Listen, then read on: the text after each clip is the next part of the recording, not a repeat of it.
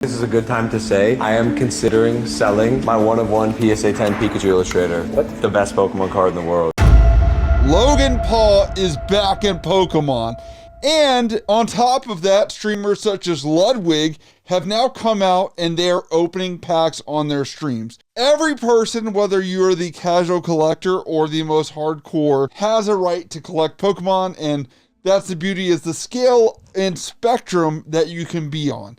A lot of people remember what happened in 2020, 2021, as Logan Paul had injected himself into the Pokemon community and kind of brought attention to scams, fake packs, all these other things that are going on, and kind of how this has all unfolded has left me wondering until right now, where is he at now with this boom? But he has come out to show you guys he is looking for a payday just like everybody else. This is a good time to say I am considering selling my one-of-one PSA 10 Pikachu Illustrator. The best Pokemon card in the world. I bought it for $5,275,000. I set the Guinness World Record for the most expensive Pokemon card in history. I walked out with it on my WrestleMania debut, and I'm thinking about letting it go, potentially exchanging hands for the right person. So if that buyer is watching, reach out to me. Pokemon is the highest grossing franchise in the world, and just like me, there's someone out there with a lot of money who has an obsession and wants to be the best. Who wants to be the very best. As much as I hate to say it, with everything going up, even Drowsy right now, like, name any other Drowsy card that is going for a price that is paying a premium like that. Like, everything is just so pumped right now, and we just have to be realistic. And I believe Twice Baked Jake is very correct, and he said this several times on his videos. There is just a level that cards can get to where you're just going to have people that are like, I'm not paying that. And that's kind of where we're at with this. And the sentiment is the same across the board on social media. This guy writes from US Collectibles and says he's going to take a massive L on this card and nobody's paying $5.3 million. And even the people over at Drip Shop say, right, vintage doesn't seem hot enough right now to surpass what he paid.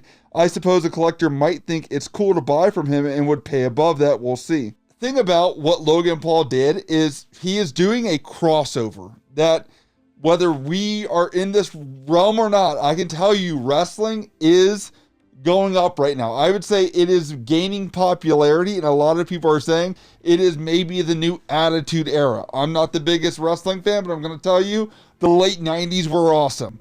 And having a piece of Pokemon history, wrestling history, social, kind of just pop culture history, I think is going to add value to this card, whether we believe it or want it to happen or not. Then on top of that, it's one of the Illustrator cards. It's a PSA 10. Like, you have to look at the provenance of an item. And weirdly, Pokemon is kind of coming into a older generation where older people have money to throw high value dollars there.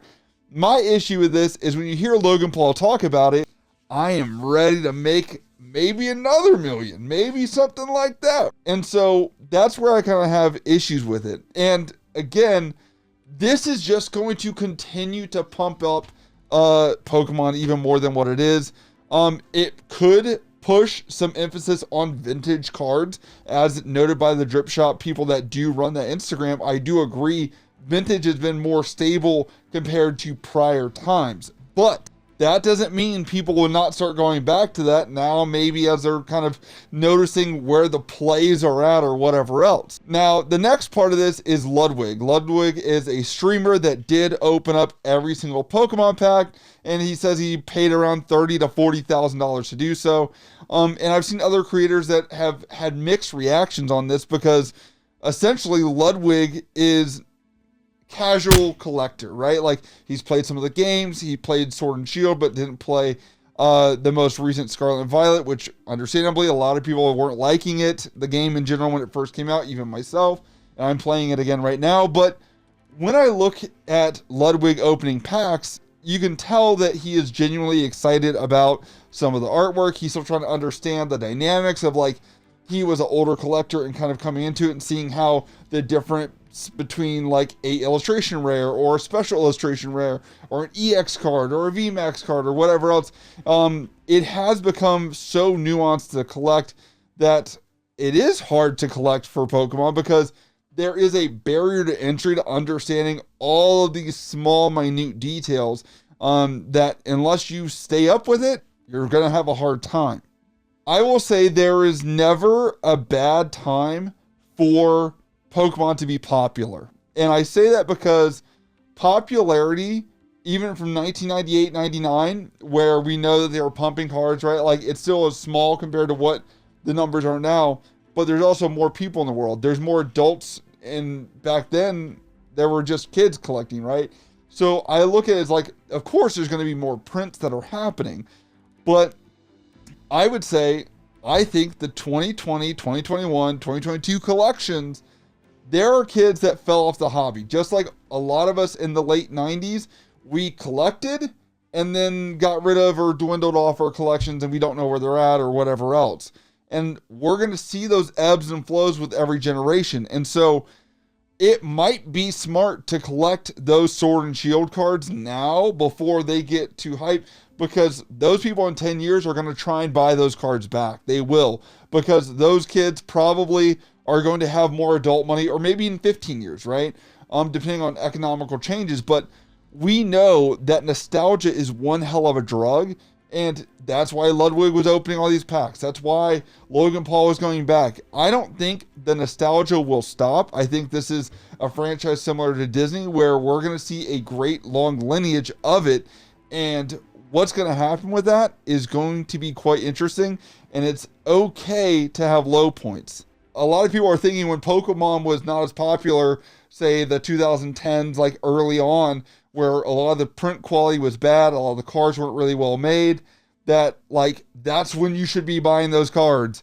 Realistically, the hype periods are exactly what you want, because people hold ties, nostalgia to that typically. There are always people entering and exiting the hobby or growing in or growing out of it. But you want people at the hypes to have that, because there's a connection. Like, a lot of us older guys have been taking kids to go collect cards or trying to do that. Like, you look at Coop's collection and things where they are looking at the responsibility to garner this and facilitate this kind of nostalgia of Pokemon, because I still remember when I got a Snorlax card with my grandma and she paid $5 for it, and it was a non-holo rare, and I still wanted that card just because I like Snorlax, and I actually repurchased the card because of that. And so, you know, I am evidence of it, as many of you guys are evidence of it. And, you know, Ludwig and Logan Paul coming into this, it's not a bad thing. I just think we have to look at it, like everyone's saying, from the long-term perspective. And I think this is going to make that just a little bit harder, as it's going to push the hype a little bit stronger and a little bit stronger. I will say that I appreciate Ludwig actually appreciating the art. I hope Logan Paul doesn't make a payday out of this, because I think that will perpetuate the value proposition of Pokemon. But that's just kind of my thoughts as far as this goes. I do wonder what's going to happen, because I doubt this is his final play with Pokemon as it's at its highest peak, I think, since back when he was hyping it up only a couple years ago. But let me know what you guys think down in the comments below. I'll talk to you guys later.